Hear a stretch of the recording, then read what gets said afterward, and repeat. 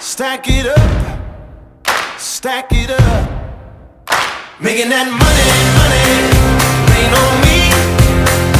Making that money, living that dream.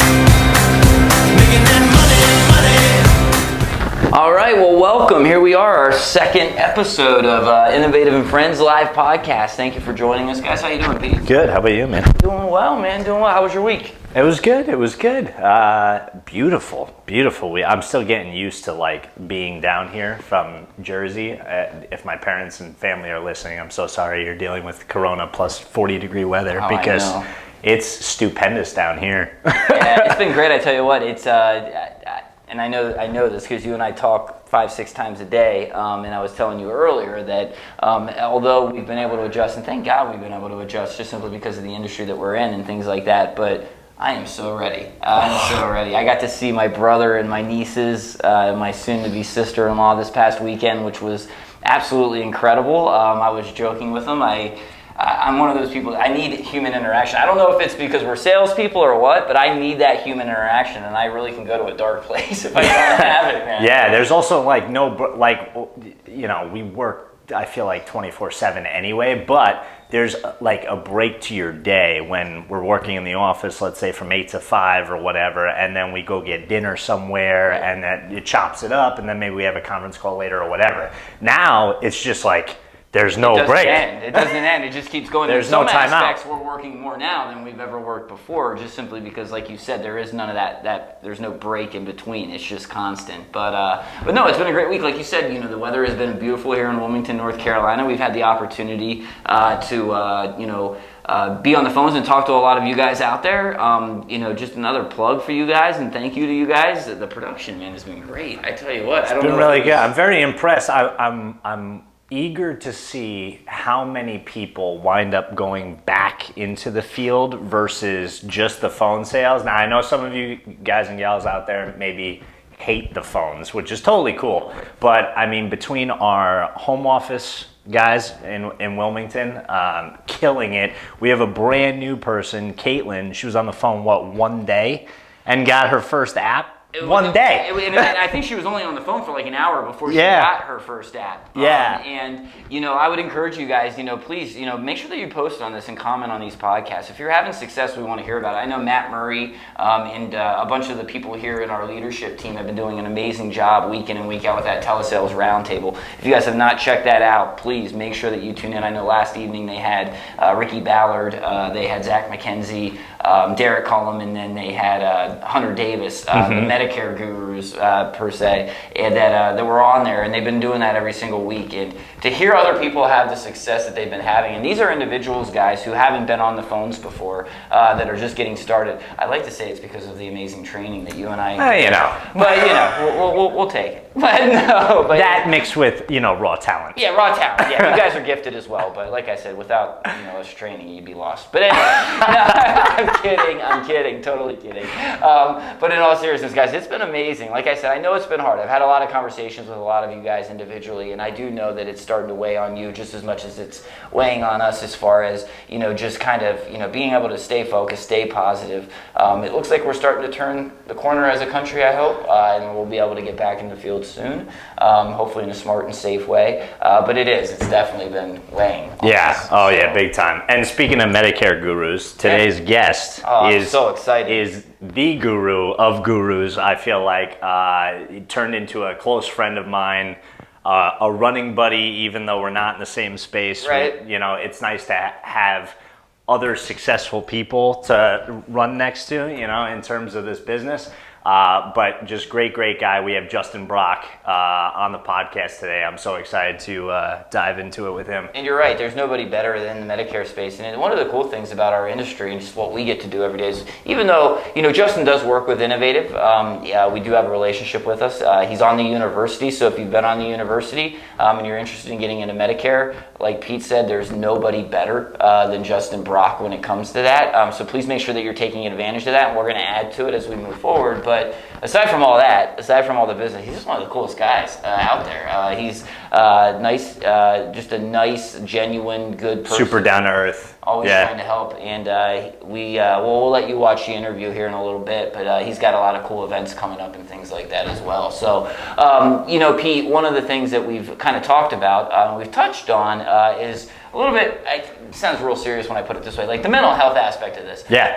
How do you stay busy? Because listen, we've had those bad days. We've had those days where we're just ready to get out of the house, get into some sense of normality. This isn't necessarily the tip of the week, but if you were to, how do you cope with that? What do you do? Do you work out? Do you go for a run? What do you? Yeah, I still am dealing with first world problems of not having the gym in my beautiful new apartment building being open, which sucks. But I have been like rollerblading around Smith Creek. I've gone for runs like numerous times. I also luckily have Meg to like vent to at home, or you to call at midnight.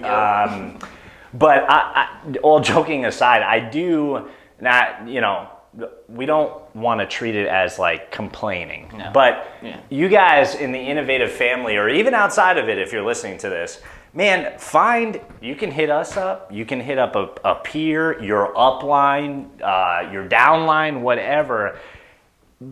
Have a vent buddy. Right. It doesn't have to be complaining and negative all the time, but if you're having a tough go at it and it's been like maybe a rough 2 days on the phone, or you're going stir crazy because you're cooped up in your house, man, get someone to call, because like that's the only way to kind of get through this. And it's not a negative thing or anything like that, or you're constantly complaining, but sometimes you got to offload that crap. And when we're all in the office together, or you guys are in your satellite offices together, it's easy to do that. You can walk outside and bitch about a client, whatever, for a minute, and then come back in, and that's fine. But in this Corona state, find somebody to talk to, because everybody, I think, needs that, even the most positive people. It's true. No, it's so true. And one of the things I always tell people is that this is when you really realize who you can lean on and who you can confide in. And for me, it's people like Pete. Pete's fiance Meg has been great, helping me get through some stuff. But then for me also, it's like I said, it's my brother. But it's a great segue into, make sure that you guys are tuning in Tuesday night. I'm so excited. We're going to be kicking off our first webinar series with John Rittner, one of the newest members of the IFG family. And I bring that up because he is somebody who I call, and I sometimes feel bad because he always kind of gets the crap side of me. Like he gets the, not complaining, but when I need to have those talks, I call John. And so this coming Tuesday, 7:30 Eastern, live on Innovative and Friends. You're not going to want to miss it. I posted a video. You should be able to see it. It's going to be great. We're going to talk about everything, from a mental aspect, everything from a personal growth and development aspect, and I can't think of a better time to do that. So make sure that you tune in. But I do agree, it's important to have people in your life that you can reach out to, you can talk to, whether it's a mentor, a friend, or in my case, like I said, my brother, family, that you can really rely on, talk to, and vent a little bit. So awesome, guys. Well, listen, we did have the awesome opportunity of speaking with Justin Brock. We had a conversation with him earlier, and I don't want to waste too much time because there's a lot of really good information in that conversation that I think that you're going to benefit from. So do you think it's time to check out? Yeah, let's go to the footage. Awesome, guys. Let's check out our interview with Justin Brock. All right. Well, we are joined today by the one and only Justin Brock, the infamous Justin Brock. You're one of the few guests, Justin, that Pete and I probably don't need to introduce, because a lot of our viewers and a lot of people who are going to tune into this already know who you are. But for those of you who don't, Justin is one of the top Medicare, not only sales reps, but just faces and trainers there are in the industry. And we're lucky to have him be a part, not just of this podcast, but working with us side by side here at Innovative. Absolutely. So, Justin, before we get into kind of the nuts and bolts, tell us a little bit about your background, and then just tell us a little bit about how you kind of been adjusting, to this new world that we've been living in, post-coronavirus and things like that. Have you seen an effect in your business? If so, have you had to adjust, or the things that you've had to focus on that maybe necessarily weren't, necessary during pre-corona?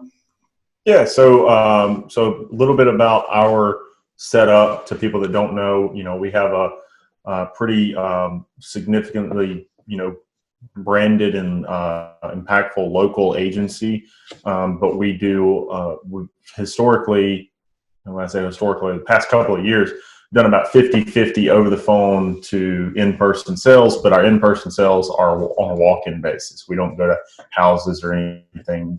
Very rare circumstances. If I feel really bad for somebody, I'll make somebody else go see them. But it's it's pretty rare. It's just hard to get out of the office when you have people calling in and coming in. It doesn't make sense for us anymore.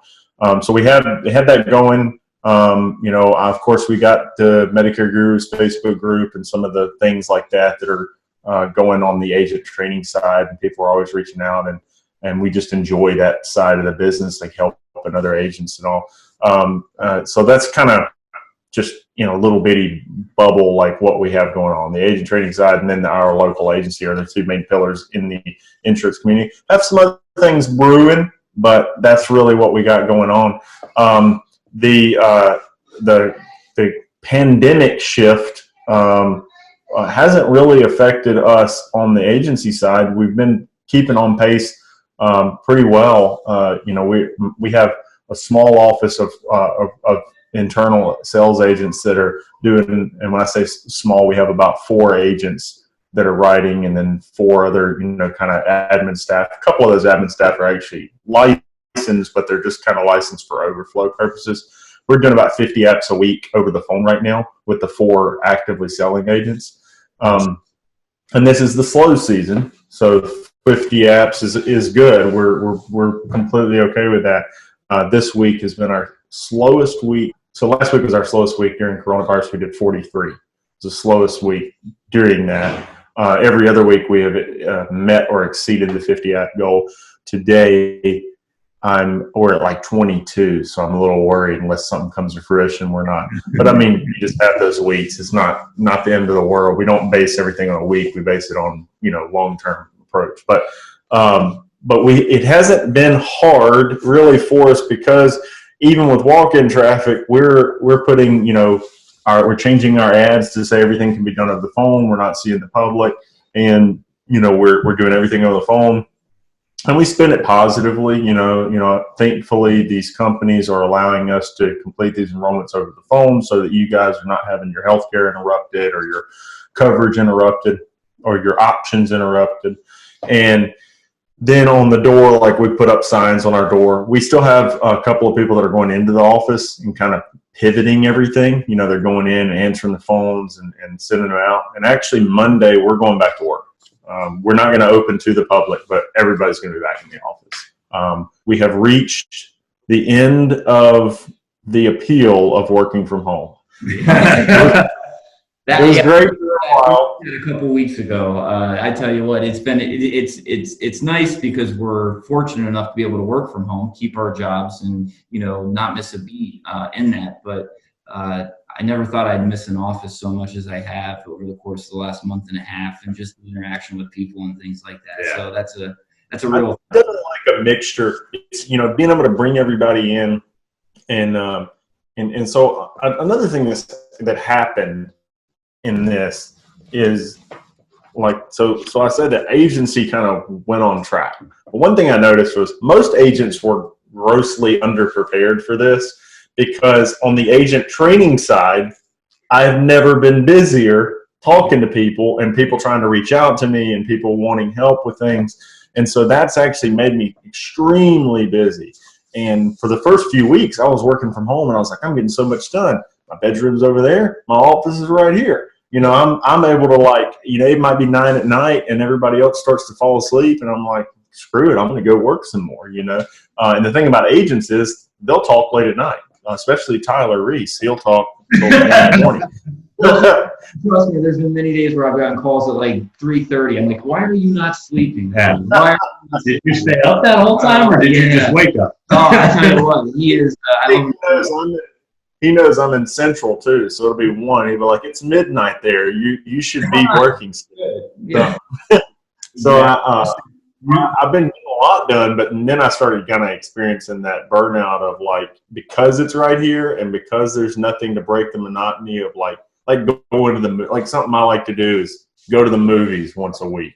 Yeah. And just for me, it's like complete checkout, go in there, eat the grossest popcorn and candy and Coke, and like just check out. And we have had no break in work. I've just been working round the clock. And so, like probably mid last week, one of the reasons I think our sales dropped to where we were 7 under that 50 goal was because it's not because of the prospects aren't there. It's because people are starting to get kind of swirly headed, like where they don't see the progression of the day. You can't walk out of the office and kind of BS with some guys out there for a little bit, complain about some rude client or, complain about, something somebody stupid said, and then go back and kind of recharge. Like when we're going out now, I can go out and hang out with my family for a little bit, but it's not the same to like just revitalize that engine to throw you back into the work. So I'm excited to be back in the office, but not because the opportunity is not there from home, but just because it's easier to motivate everyone and keep myself motivated, and we all kind of feed off each other, Yep. You mentioned slow season. We all know, well, for those of you that are listening that may not be in the Medicare space, AEP is obviously, you barely get a hold of Brock during open enrollment. He's doing so much business. But for your slow season, we're coming up on May 1st. We're in Q2, right in the middle of it. What would you say your primary focus is during this quote unquote slow season? What products are you going after? What prospects are you going after? Are you cross-selling, et cetera? So we're still doing a lot of turn 65 Medicare this time. The more Medicare you do, the bigger your referral base gets and the more you're known for Medicare. So you start to get those new to Medicare people. Because what do people do when they start turning 65? They're like, I don't know what this is. I've had group coverage my whole life, and now I'm retiring, or they're kicking me off my group coverage or whatever. And they start to ask people. And once you have a large base of Medicare clients, they're asking people, you get increasingly more likely for one of the people they ask to have been your client, and then they refer you to them. So now at our size, we get a lot of that influx of referrals. Probably for turning 65 business, it's mostly referral. Even if they've seen us other places on advertising, they still ask somebody, and then they said, oh, I know them because they've been advertising for years. I thought they were money grubbing, scoundrels, but since you referred me to them, I'll go use them. That's what we see a lot. Advertising is great for branding, but that referral base is amazing. So we get a lot of turn 65. We're calling our book to check on them. And right now, I'm working on, approaches that should help on the financial side, calling our book and checking on them, and then pivoting to other things that we might help. Once you get big enough, you're scaling vertically. I think most of like your big sales trainers say, find something that makes you money and replicate it as fast as possible. Then once you replicate it as fast as possible and you're outsourcing your team to replicate it, then you scale horizontally. And so one of the things we're doing is trying to do more on the financial side to start trying to position ourselves as a full service financial group for our core Medicare audience. So that's kind of one of our things that's on the horizon. But so annuities is, that sale. Thankfully, we were already doing a pretty good job on the ancillaries like cancer and dental. We do a terrible job at life. I don't know why it is. Maybe as we start getting into more of the financial picture, we'll see some more of that life becoming part of the legacy planning. There's P&C, there's other things you can sell. We do have another interesting product that we just got set up with ourselves for people that I'll be kind of like rolling out, and I'll give you guys a little taste of it. But it's like if you have somebody on a drug plan or a Medicare Advantage plan and it's not covering their drug, like say it's Trulicity or something, and it's a $500 a month drug, and normally you would try to refer them to call the pharmaceutical company to get assistance from the pharmaceutical company. Well, now there's a service that does all that for them, and it charges them like $40 a month to do it. But it's commissionable. It's a commissionable service fee. So as an agent, you can set up yourself as a referral partner and then say, hey, I have this service. They'll do all these charity forms for you. If they can't get approved, they refund everything. Wow. But if they can get it approved, then you, the agent, can get a percentage of that servicing fee for referring them to them and signing them up for it. So it's a pretty good little deal, you know, and really you don't even have to be like a Medicare agent or anything to offer. You don't have to be an agent at all, really, but it's a service-based product, but they're looking for agents who are in the Medicare and health insurance side to refer people to them. So we just got set up with that. I think it's a cool little product. They've got a really great service going, and it's something that a lot of our customers need help with, and this just gives us a way to help them rather than say, call your doctor. Yeah. Right. But that's one of the things that I've told a lot of people when you've really seen it, even outside of Innovative, even in other groups. You know, we obviously work really, really close with a lot of our quote unquote competitors, but who happen to become friends in the industry over the course of the last few years. And what you've really noticed is that people are adapting to this coronavirus and the pandemic, that it's really opening doors to things that we never really even imagined. Yeah. Maybe we wouldn't have even thought about if we weren't kind of forced to do it due to the pandemic. Now, Justin, you played a big role in helping IFG kind of get Medicare up and going, get it running. We have some tremendous amount of talent who's kind of, you know, followed your lead and taken off, whether it's Ricky Ballard or some of the other groups out of Georgia and things like that. But if I'm a brand new agent, and let's say I've been selling final expense, mortgage protection, annuities for the last 5-10 years, and I'm getting into the Medicare space. Aside from, you know, AHIP, getting licensed, getting contracted, when you have a new agent who's starting to get into the Medicare space, where do they start? Where's a good place for them to get started? If I've got my licensing, I got all that done, I've got, you know, I've got my contract set up. Where do you normally like to start people? Because I know Medicare is one of those unique things that depending on where you live, there's different products, different plans, things like that. So if you were a brand new agent, where would you start in that process as far as getting ready to actually go out and sell Medicare? So I had a great answer to this before coronavirus. Yeah, right.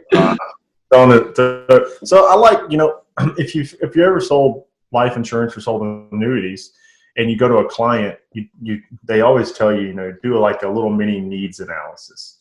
Well, that's like the proper way to do it. I know there's some people that just say, all right, you go in and you sell everybody a $10,000 final expense plan.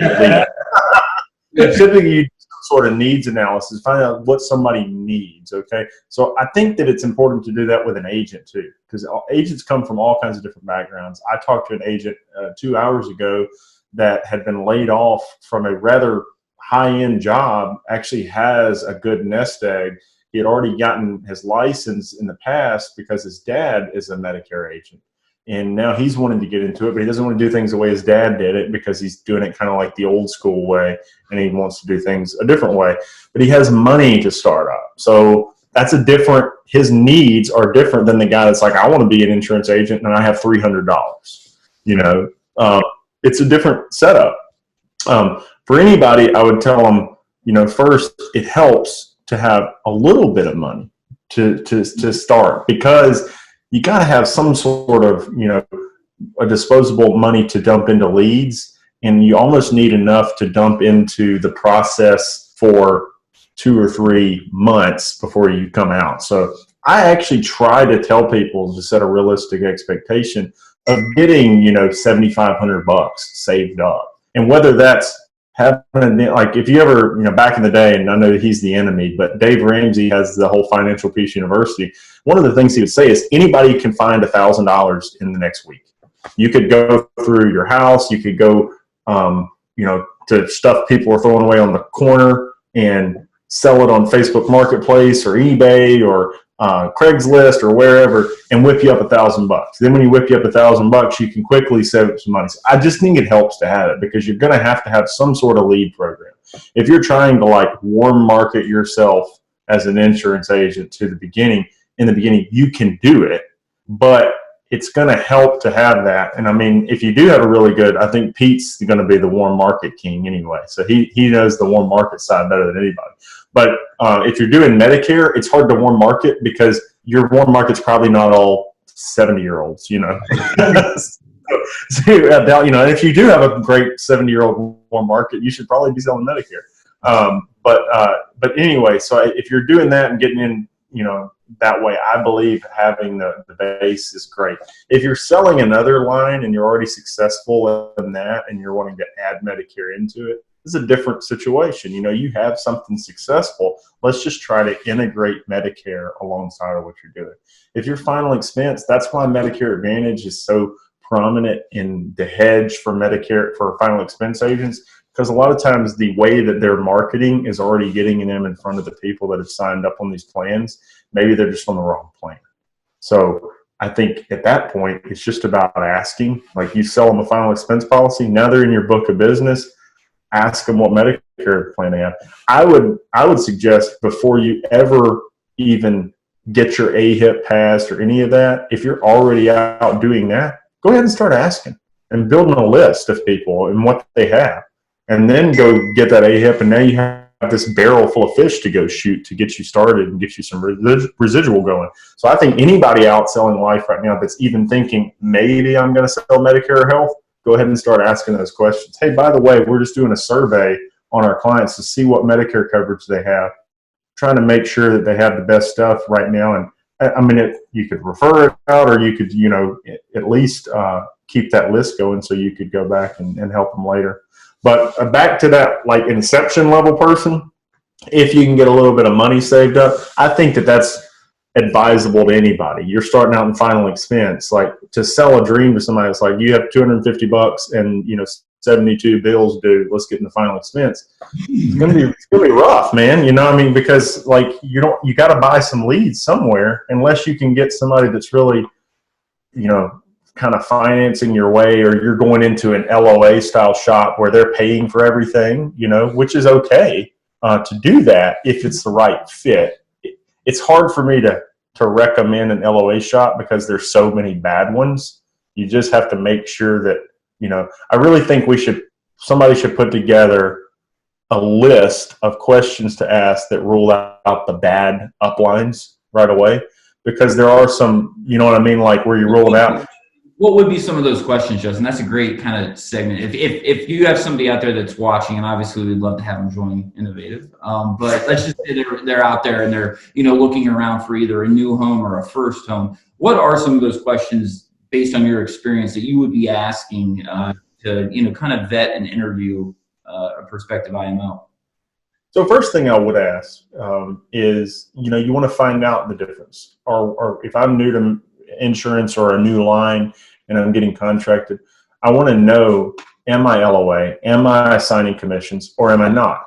That's not necessarily a deal breaker. It depends on the situation of what you're looking for. We have people that work for us that assign their commissions to us. I don't think they regret it at all, because we have a system that just feeds them all day long and allows them to grow without really any investment on their own part.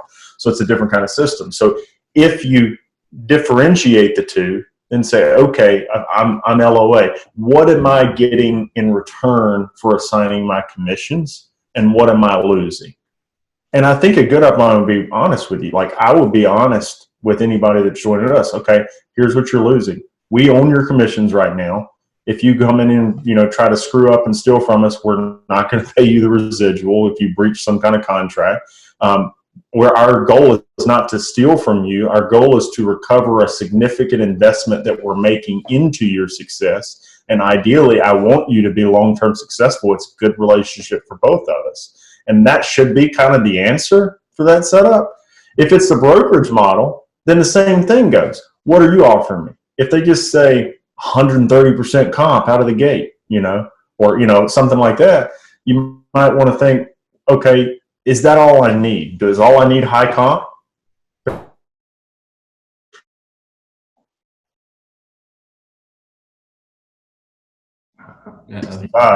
You just need to get the highest comp you can and go enroll those people. Right. But make sure that, whatever your needs are match with what they're offering. So I think the first question would almost be to yourself as you're shopping for an IMO. What do you need? Lay it out. And then when you're going, you can even say, hey, these are the things I need. I need training. And then even break down training. Am I the kind of person that can go through a digital university and learn everything? Or am I the guy that needs somebody to handhold me and walk me through it? Am I the guy that needs to sit in on appointments people are different, man. I mean, we put together a lot of digital training, and I'll just give it to an agent. Like, here's everything, just tons and tons of content. And then they want to get on a Zoom call and just quick Q&A me, or they want to, they're like, I just want to sit in on these appointments and see it, And then I'll have other people, like I have one agent, one of my best agents, Steven, who like basically watched some videos, and I had a conversation with him, and he went and got his license and came to work for us in the middle of AEP and just started writing applications like that, no problem.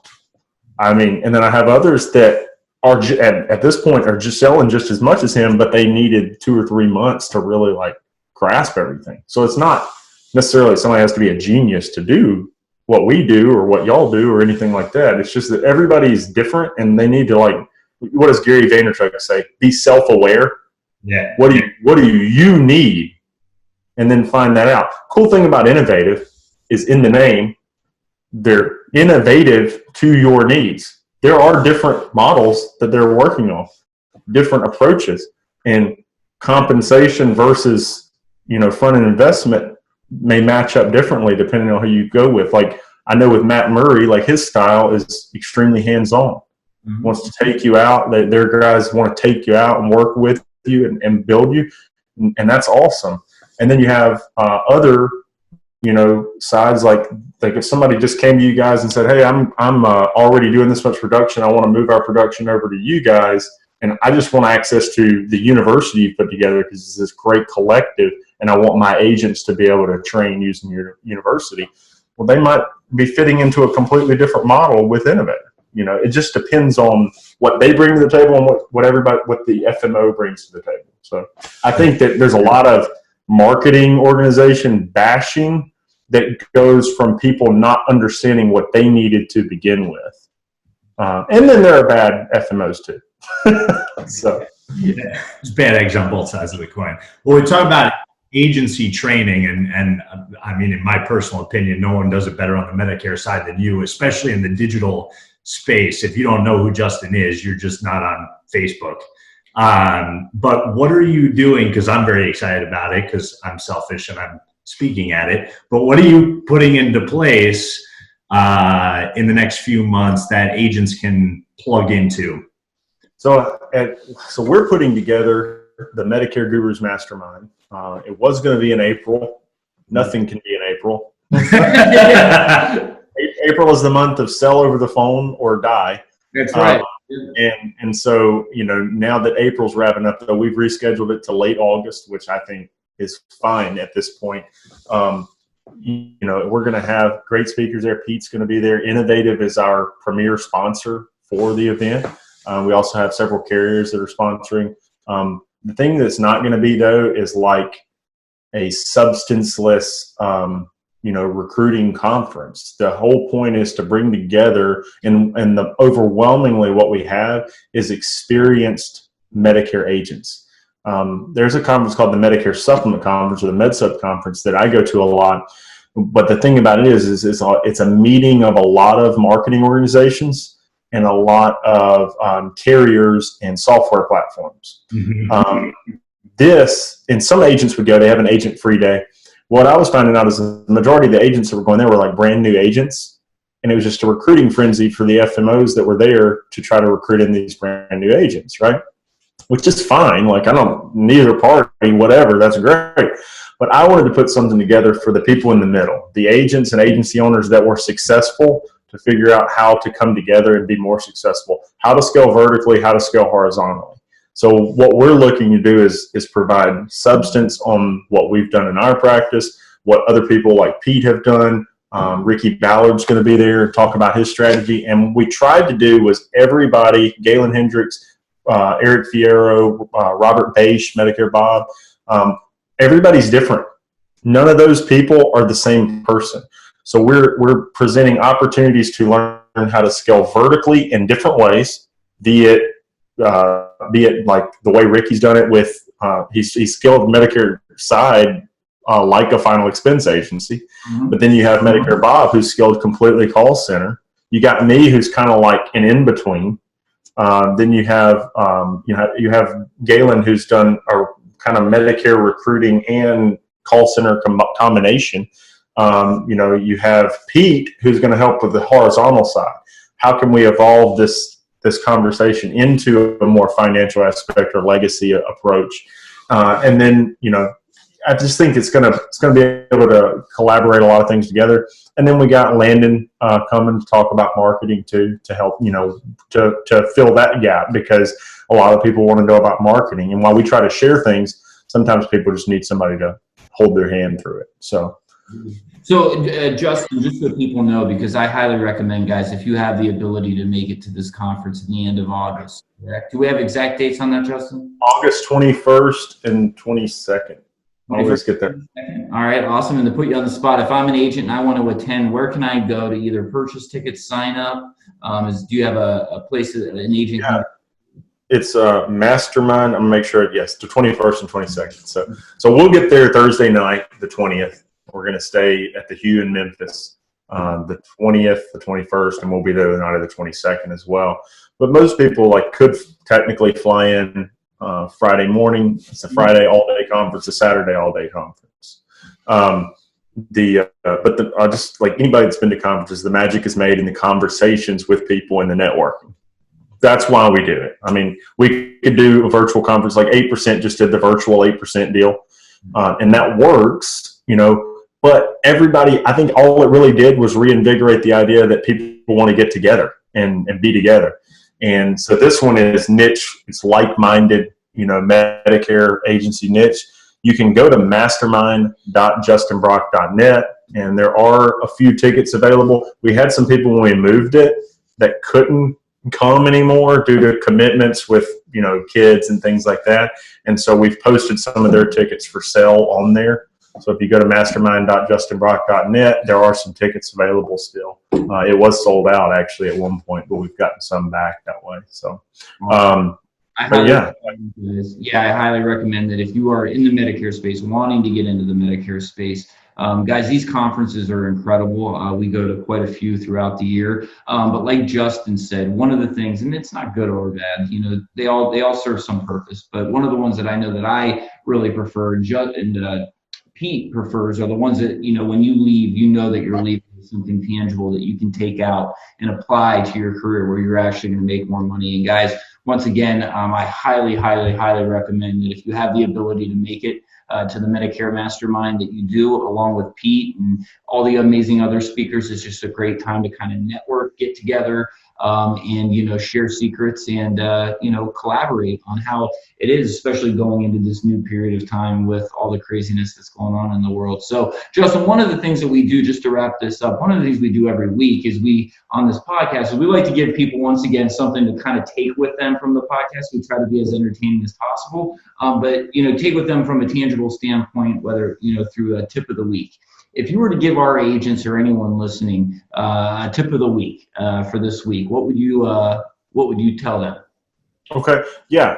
So there are thousands and thousands of agents that are on Facebook right now that are asking for tons of advice. Medicare Gurus, we have like 3,700 now, and one of the things I notice when I go on YouTube and I search for Medicare videos, right? There's the same 6 people that are actually producing content. So something that I've been telling people a lot lately is I've been trying to put out some content to show people how to do more podcasts, videos, production. I'm trying to show them how to do it, and people consume that like crazy. They want to know how to cut videos and stuff, and it's not as hard as they make it out to be. But they still aren't seeming to the desire to do it, as seen in the consumption of the material that I put out, is never meeting the road. The rubber isn't meeting the road, right? So my one tip is start producing something, even if you're a beginner and it's your journey, or telling each client story, or telling something. It doesn't have to be YouTube. It doesn't have to be Facebook. It could be TikTok, like we were talking about TikTok earlier. But put something out there. I think that's just something I find a lot of people not doing over on my YouTube channel. I just did a 3 tips I wish I'd have known when I started YouTubing, for Medicare. If you're not putting it out there, you're not going to get anything back. And we look at every video we produce is an unpaid salesperson that works 24 hours a day, 365 days a year. All it takes, I mean, the time, you commit a little bit of time to it, and your time is never less valuable than early in your career. Because you don't have, now when I'm committing time to a video, I might think, hey, that was worth, $1,000 during that time. But 5 years ago when I was doing a video, I was like, what's this time worth? Hell, I don't know. I'm probably not going to sell anything during this time anyway. So I would just tell people to start producing content. I think that's, a good piece of advice. No, I love that. And I always tell people, it doesn't matter how experienced you are. If you don't have any experience, that's okay. When we first started doing our video production about 2.5 years ago, it was literally just me and a camera. Didn't even know how to turn it on. And you learn, and it's fun as you go.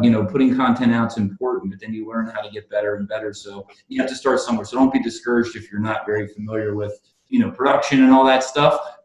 It's not hard, and you'll pick up on it quick. So yeah. Justin, we appreciate you, man. Keep us updated if you need anything. We appreciate all that you do for us and our people. So thank you. Keep it up, and looking forward to seeing you in Memphis, man. Yeah, man. We'll talk to y'all soon. Yeah, thanks, good. Justin. I appreciate it, buddy. Thank you.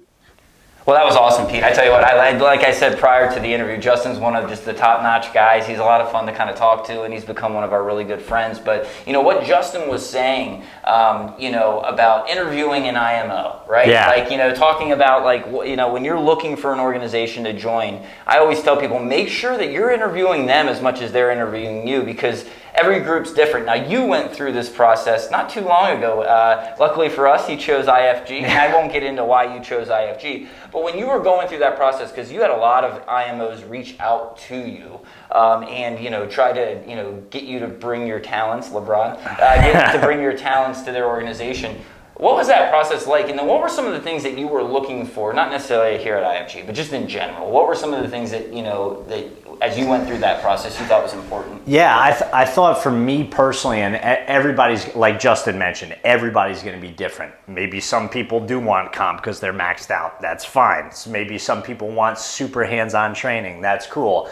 I wanted a place that, like, I could grow as a business owner, but also kind of as a human being, right. Whether that be in terms of responsibilities or bringing new ideas or product lines to the table.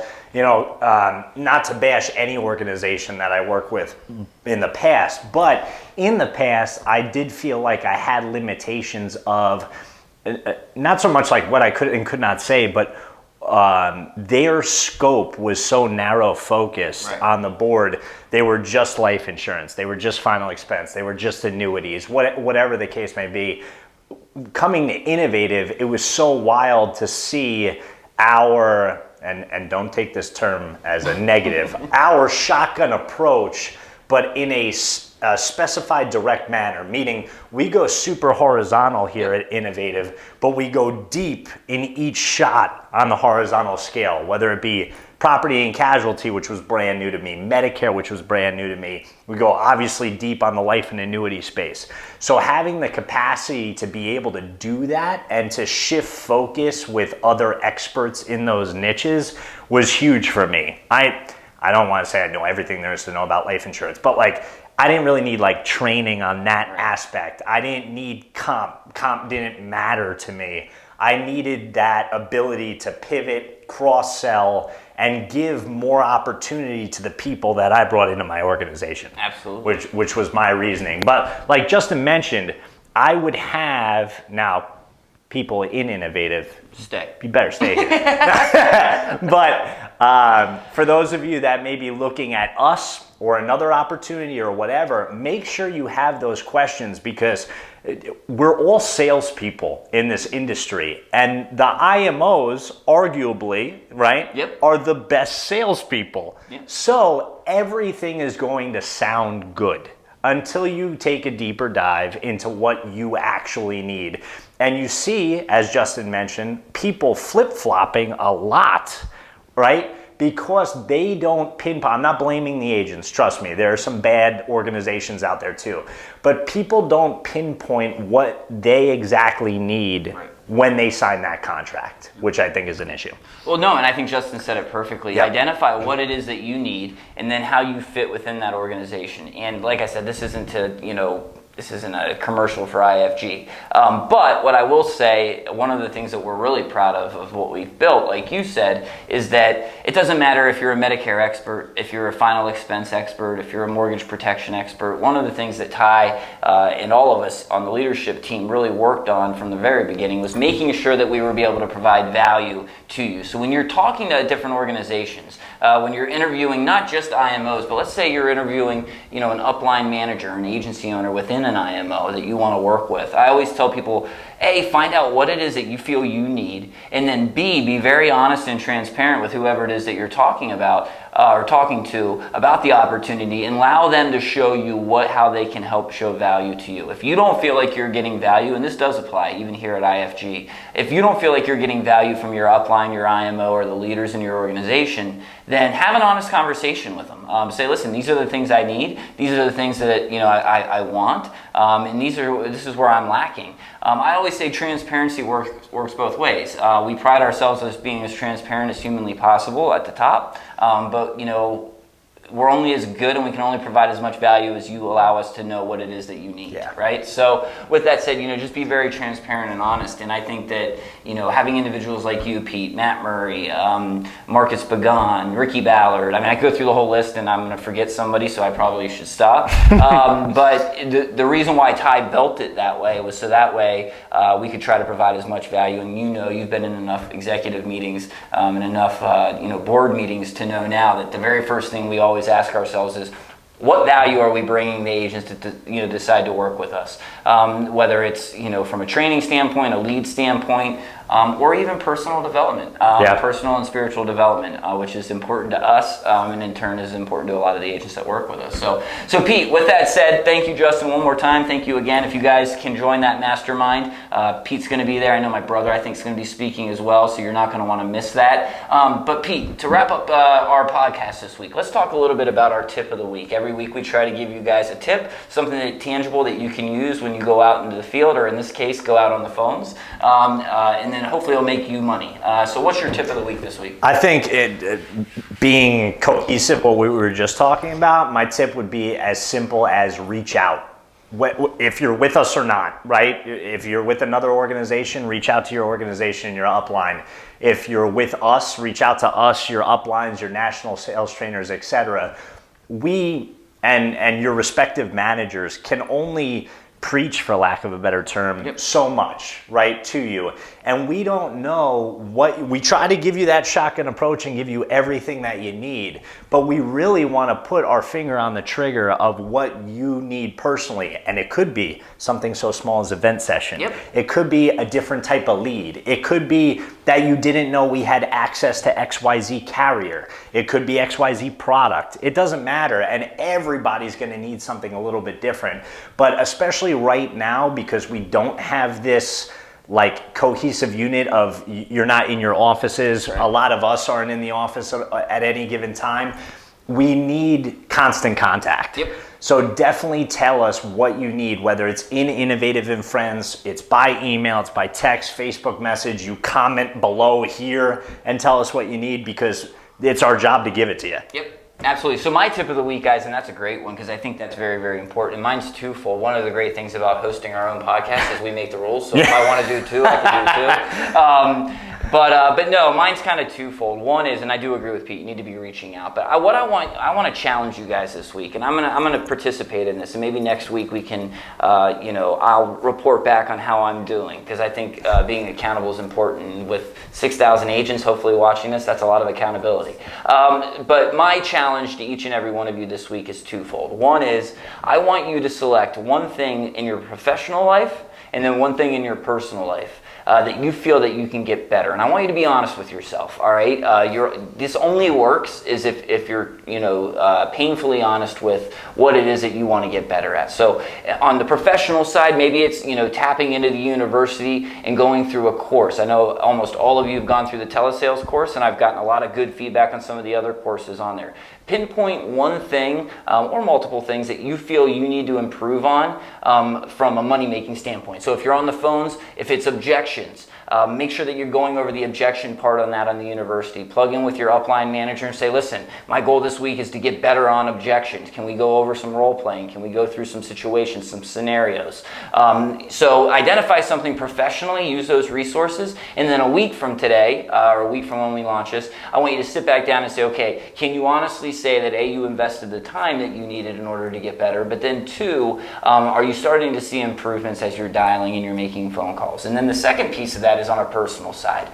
So on the personal side, identify something that you can get better at, and then make sure that you're working on that day in and day out. Write it down. I'm a big firm believer in writing down your goals and writing down the things that you want to accomplish so you have it in front of you. And then write it down on pen and paper, and then a week from now look at it. So for me, my professional one, my goal, and this has kind of been an ongoing theme for me and something that I've been working on continuously, is making sure that I'm staying in connection with my mentors, the people that I lean on, whether it's my brother, whether it's John, whether it's Pete, people that I really lean on, making sure that I'm staying connected and I'm being as available to them as they've been to me. All right, so listen, I want to be as available to them as they've been to me. That's the number one thing you can do when you provide value, whether it's in a friendship or whether it's professional, is making sure that you're available just as much as they have been for you. So that's the professional side of it, and that's going to, spill over into my efficiency. But then on a personal standpoint is being patient with this pandemic. And what I mean by that is that I've kind of gotten to that breaking point. I've hit that wall where I've been doing good, staying mentally focused. But it's starting to get to me. So going out and I went for a run.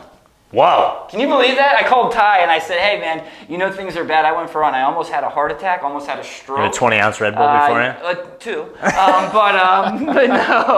But no, I did. But it was the best thing I ever did. I used to go running all the time. I was a collegiate wrestler, but it's been a while since I've done that. But it helped me. It got out a lot of that frustration. So identifying that instead of allowing that to kind of overwhelm me, and in my case, cripple me and allow me from growing, is going out and being proactive and doing things like that. So I challenge you on that. Make sure that you do that, and then we'll report next week and I'll let you know how well I did. But then we'll go from there. So Pete, any other words of wisdom before we go? That's it. I appreciate you guys' time. I hope you enjoyed the interview with Justin. We're going to bring lots more of those interviews to you. We want to provide as much content as value as possible. And if you want to be a guest, again, daily or weekly tip, reach out. Yeah, there you go. That could be want to part hear of from your you. thing. Yeah, reach out. We'd love to have you on. The whole idea of this podcast is, we want it to be entertaining, but two, we also want people to be engaged in it, and we want you to feel that once you're done watching, or listening, or however you take in this podcast, that you feel like you've gotten some value. So we'd love to have all of you guys on the show at one point,